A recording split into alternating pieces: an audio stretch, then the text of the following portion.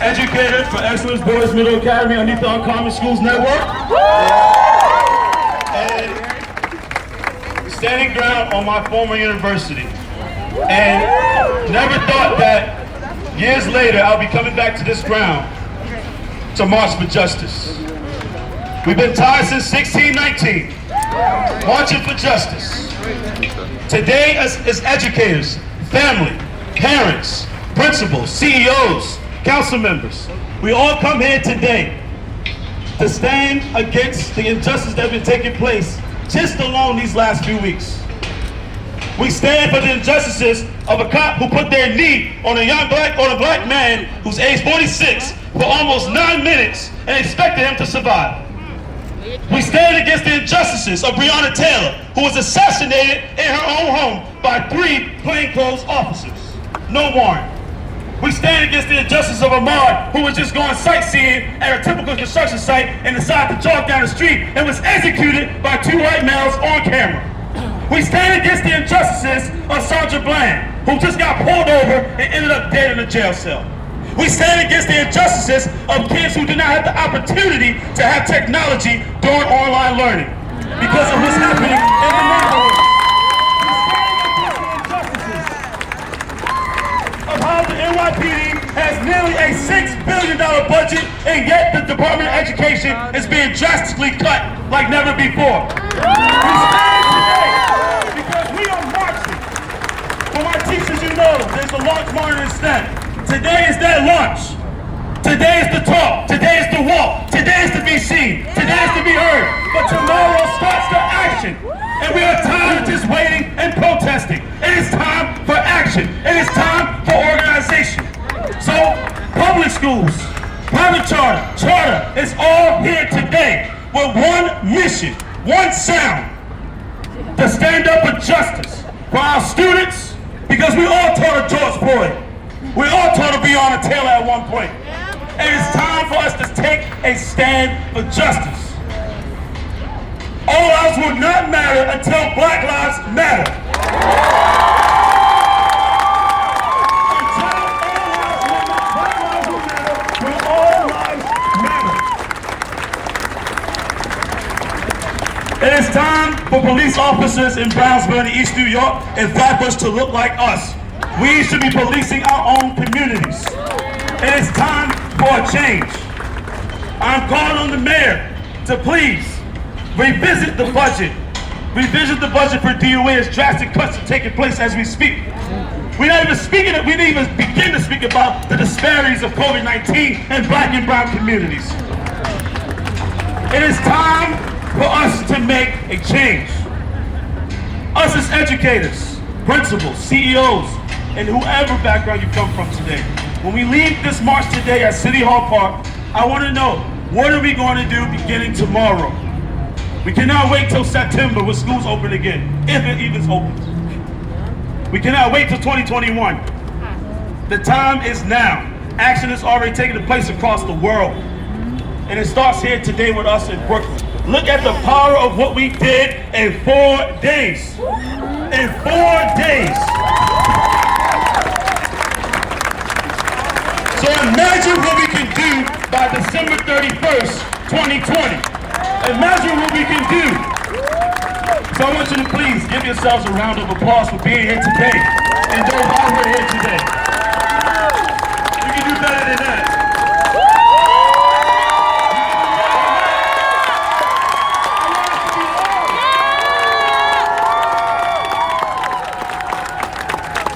Once we finish speaking here, we'll be heading down Fulton Mall to the DOE building, followed by Barrow Hall. Once we pass Barrow Hall, we'll be walking across the Brooklyn Bridge, the upper level, and then we're going to end off at City Hall Park with last words from everyone. For now, it's an honor to introduce this young man. He is a former student of ours. He's been around us for 5 years. This young man will be the next president of the United States. Ever since he was in middle school, he always had a dream of making a change. And right now, it's a high honor to introduce to you this young man who's going to change the world, because this is why we're doing it. We're doing it for him. We're doing it for the youth and those who lost their lives over these last few years. Without further ado, Darius Wagner.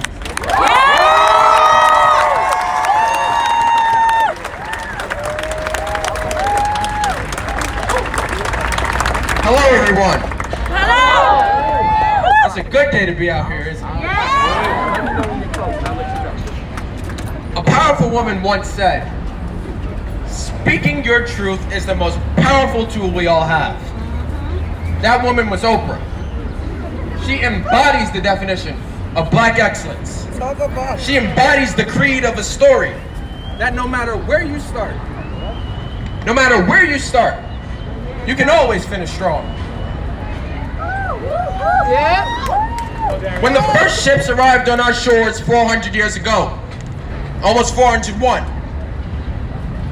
when we arrived on this shore, we arrived here as property, on the foundation of our country.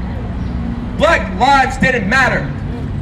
We only mattered when we were taught to build up their education, their plantations, their buildings, the White House. The White House. It took 246 years. 246. Think of that. Think of it.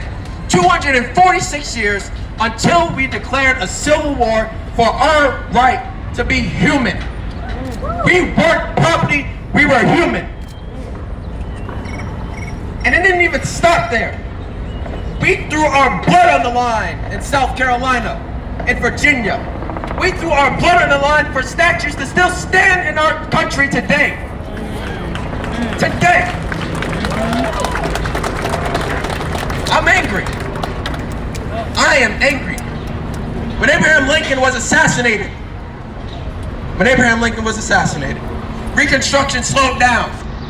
Because of the marginalization of black lives like my ancestors, the South was never able to thoroughly rebuild.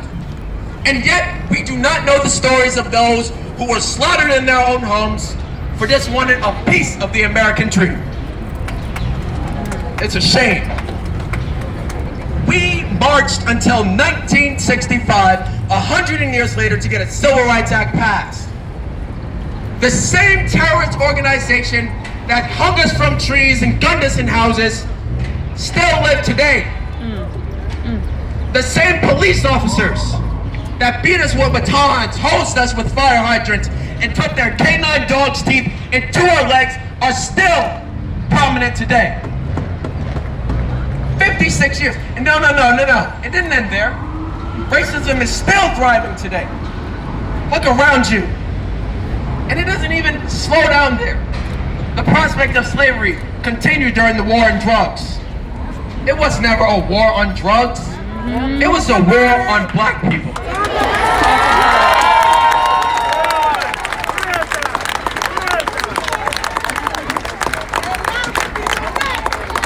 We make up a minority of this country. But how do we make up the majority of our prison system? I heard a statistic. 1 in 3 black men are gonna go to jail. 1 in 3. It's 3 of us here, 1 of us is gonna go to jail. Think about that. Think about that. And still we yet not know the stories of those who were beaten in incarceration. We still do not have reasonable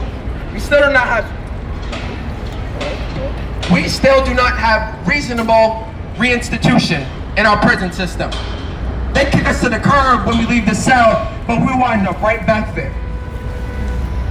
And we see the videos of our own brothers shot in the streets, of those shot in their homes, not posing no threat, those who are being suffocated at the hands of police officers in our very own country that declares itself the land of the free and the home of the brave. That's not brave to me.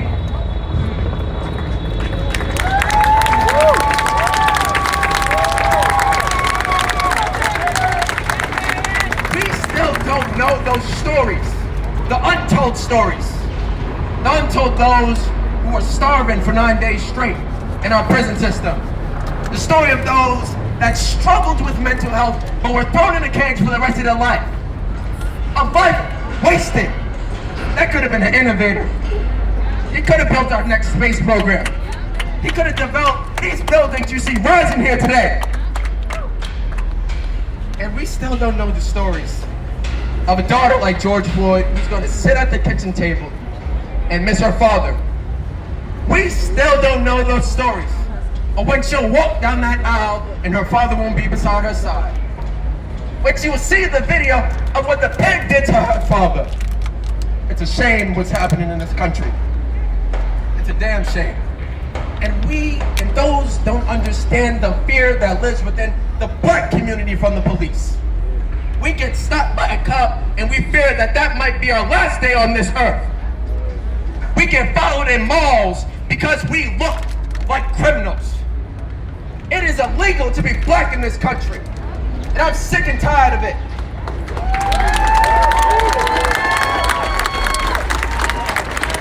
I could be wearing a hood and getting gunned down in my own neighborhood. No matter how much work I do for the neighborhood, I could get gunned down because I look like a threat. So, I want to define this movement. Black Lives Matter isn't a segregationist movement. Black lives never mattered. And now we're standing up for the same moral values we want to hold today. Written into our founding constitution. It says that all men should be created equal. I think it's about time we had women to that document too. Yeah. So let's continue. Let's march on. But let us not forget the anger we see today. Let us remember what they did to our brothers and sisters. And let us not forget, when the social media posts die down, and it's not popular to support the movement no more, we must begin to use our power to vote these people that abide by these same rules out of office. We ought to endorse legislation that truly abides to our Constitution, that all of us are created equal. And we must remember, I want to speak to our police unions, those who stand against police reform. You do your job to protect your officers. Your officers aren't doing their job to protect and serve their own community. Policies like just introduced today, Justice in Policing Act, that just got introduced in Congress. We must call all of our legislators here. Make sure that gets passed. So I will close out with this. Remember the anger you feel today. Remember the burning passion that lives within your soul. Remember the sins of our ancestors, or the oppression of our ancestors, to truly fight for what's right. We will continue to echo their names through the streets of New York and all across this world. And we will respond with a timeless creed that truly wraps up this race, no matter how long it takes. No justice, no peace. Thank you.